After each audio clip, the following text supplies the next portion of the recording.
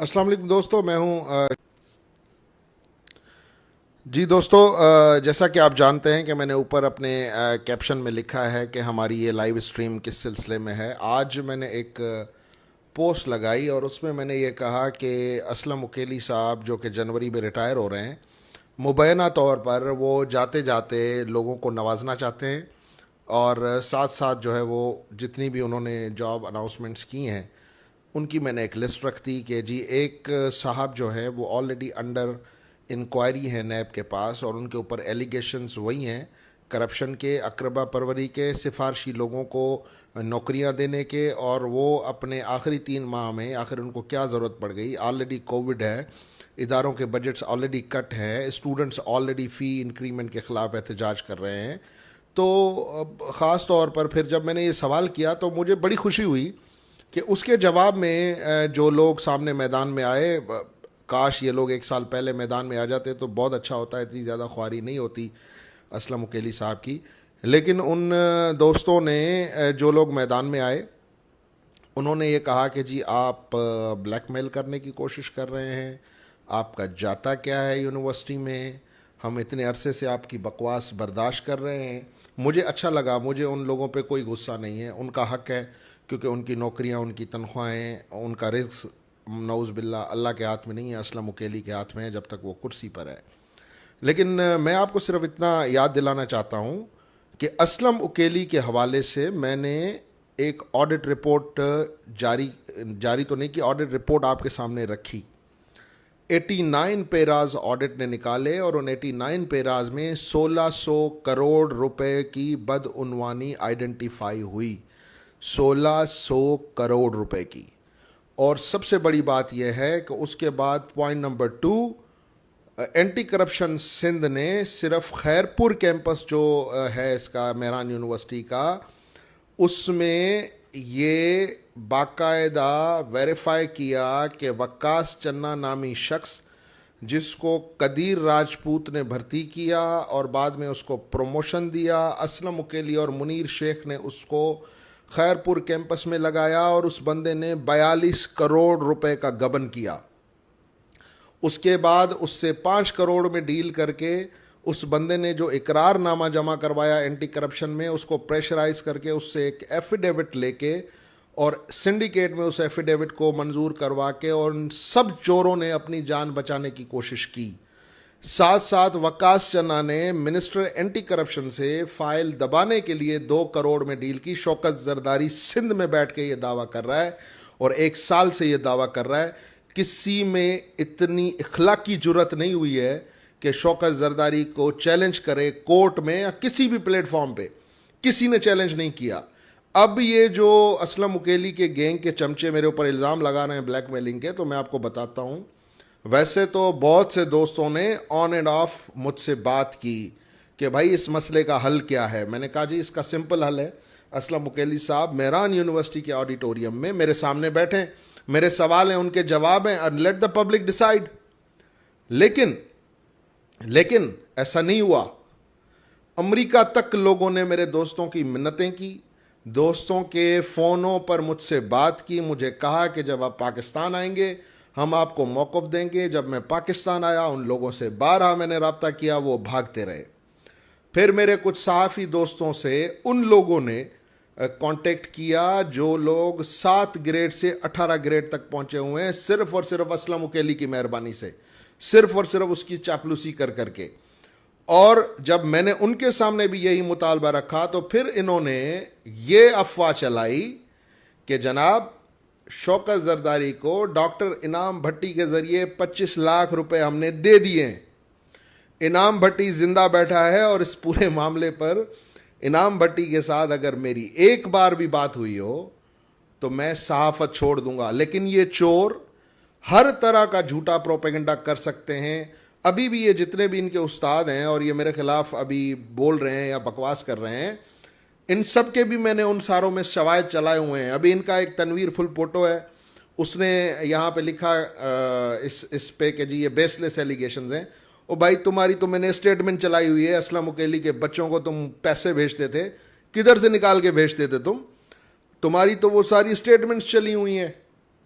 ऐसे यूएसएड का प्रोजेक्ट था, मंसूर शाह असिस्टेंट मैनेजर था, आज तक उसकी स्टेटमेंट्स मेरे इधर पड़ी हुई हैं, बैंक स्टेटमेंट्स इधर पड़ी हुई हैं, उसके अकाउंट में डायरेक्ट पैसे गए, मुनीर शेख के अकाउंट में डायरेक्ट पैसे गए, मेडिकल के बिलों में इन लोगों ने पैसे खाए, ये बीमार नहीं होते थे फिर भी इन्होंने बीमारी के बहाने बना के यूनिवर्सिटी से करोड़ों रुपए निकाले। और ये जितनी बातें मैं आपको बता रहा हूं, ये सब बातें मैं शवाहिद के साथ इधर रख चुका हूं। सिंध पोस्ट का यूट्यूब है, उस पर यह सारी सीरीज पड़ी हुई है। असलम उकेली का दामाद कैसे भर्ती हुआ, किस तरह उसको प्रमोशन मिला, डॉक्यूमेंट्री एविडेंस के साथ।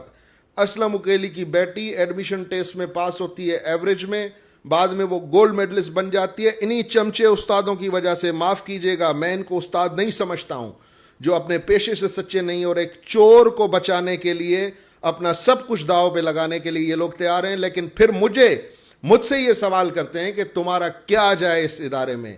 ये इदारा मेरा है, ये इदारा सिंध के तमाम लोगों का है, ये इदारा हमारे बाप की जागीर है और हम नहीं चाहेंगे कि किसी बड़े पेट वाला जो है बनमानस इस इदारे को नोच के खाए और हम देखते रहें।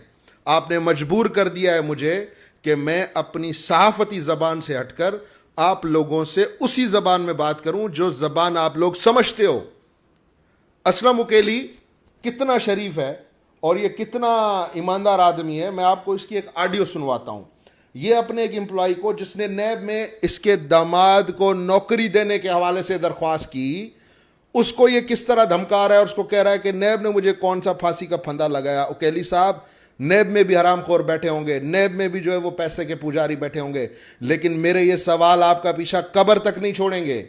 और जब आप कब्र में जाएंगे तो फरिश्ते आपसे पहला सवाल यही करेंगे कि तुमने मेहरान यूनिवर्सिटी में सिंध के बच्चों के मुस्तकबिल के पैसे खाकर ठट्टा में 200 एकड़ ज़मीन बनाई, कराची में तुमने प्रॉपर्टी बनाई, 16 प्रॉपर्टीज़ तुमने बनाई जिसके सबूत मैं चला चुका हूँ, 32 प्रॉपर्टीज़ मुनीर शेख ने बनाई। मुनीर शेख यूनिवर्सिटी ज्वाइन करने से पहले क्या था और यूनिवर्सिटी में बैठकर इसने फाइनेंस डिपार्टमेंट में बैठकर किस तरह पैसा बनाया।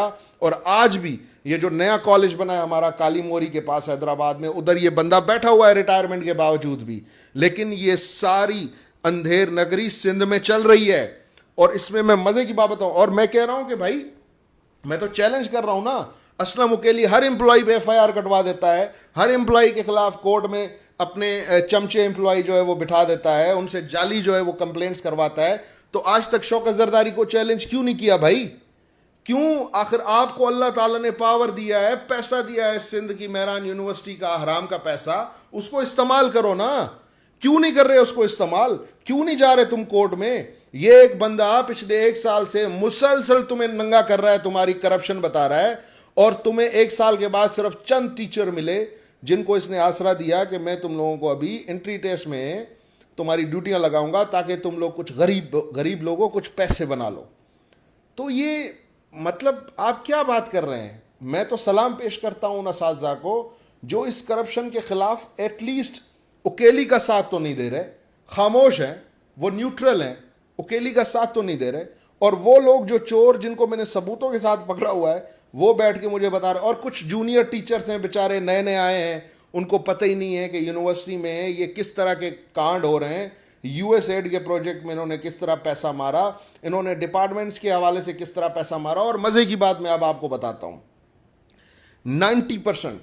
90% एडमिनिस्ट्रेशन में फैकल्टी का बंदा बैठा हुआ है सुप्रीम कोर्ट के फैसलों के खिलाफ, एडिशनल चार्जेस लेके बैठे हुए हैं इंतजामी पोस्टों पर।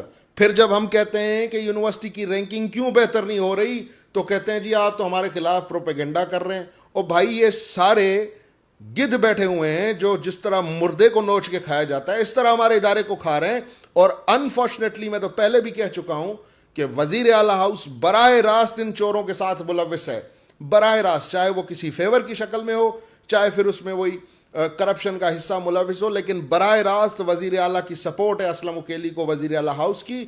और ये सपोर्ट इसीलिए है कि आप इन इदारों को खाएं और हमें भी खिलाएं। अब मैं आपको वो ऑडियो सुनाता हूं जिसमें असलम उकेली किस तरह अपने एम्प्लॉय को कह रहा है कि तुमने मेरा क्या उखाड़ लिया, नैब ने मेरा क्या उखाड़ लिया, नैब ने मुझे क्या कर दिया। अब जरा ये आप सुने। नैब में भी कहा अपनी नहीं आया, नैब मुझे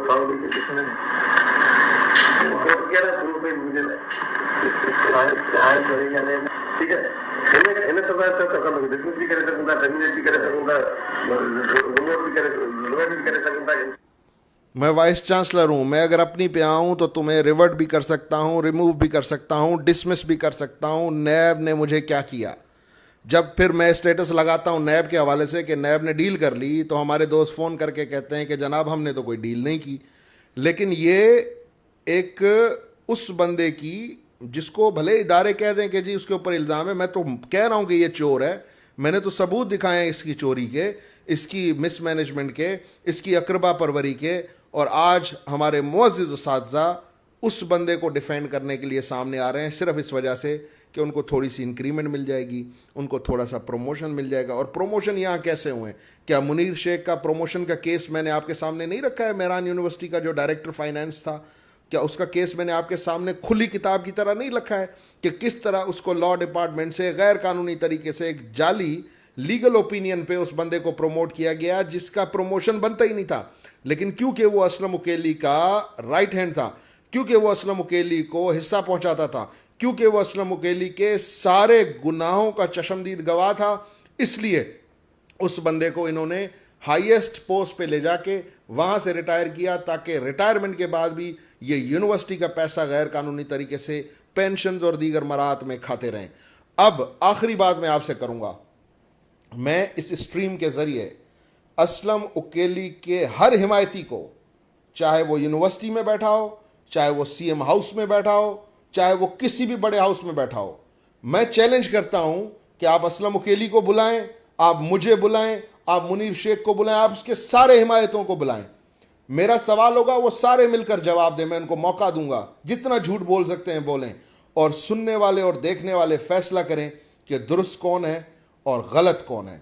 रही बात ब्लैकमेलिंग की, तो मेरे ऊपर ब्लैकमेलिंग के इल्ज़ाम कोई पहली बार नहीं लगे हैं, मेरे ऊपर हमेशा ब्लैकमेलिंग के इल्ज़ाम लगते हैं। और मैं सबको यही कहता हूं कि भाई, जिस तरह मैं बबांगे दुअल तुम लोगों को चोर कह रहा हूं और डंके की चोट पे कह रहा हूं कि तुम लोग चोर हो, तो आओ साबित करो कि शौकत जरदारी ने तुम्हें कहां, कब और किस जगह ब्लैकमेल करने की कोशिश की है। मेरे पास तो तुम लोगों की सारी कॉल रिकॉर्डिंग्स हैं, जो तुम लोगों के लोग मुझे मिन्नतें कर रहे थे, मेरे पास वो सारी रिकॉर्डिंग्स हैं। आप क्या समझते हैं कि मैंने वो रिकॉर्डिंग्स नहीं रखी होंगी कि किस तरह आप जो है वो असलम उकेली के लिए मेरी मिन्नत समाजत कर रहे थे कि इसकी जान छोड़ो, खुदा के वास्ते इसकी जान छोड़ो। अमेरिका तक मेरे दोस्तों को इन लोगों ने अप्रोच किया, और आज ये लोग बड़ी ढटाई से कहते हैं जी जरदारी ब्लैकमेल कर रहा है।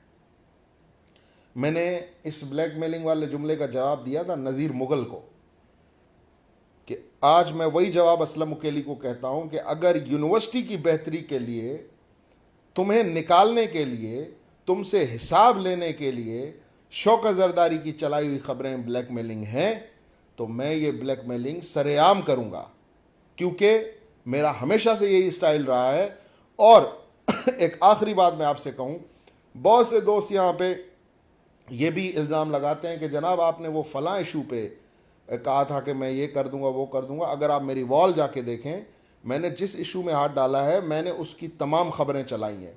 मेरे पास खबर नहीं होगी मैं खामोश हो जाऊंगा, मेरे पास खबर होगी सबूत के साथ तो मैं नहीं छोड़ूंगा। अब मेरे पास जब खबर नहीं होगी तो मुझे ढोल बजाने की ज़रूरत नहीं है, फिर कोई भी मेरे बारे में कुछ भी समझे।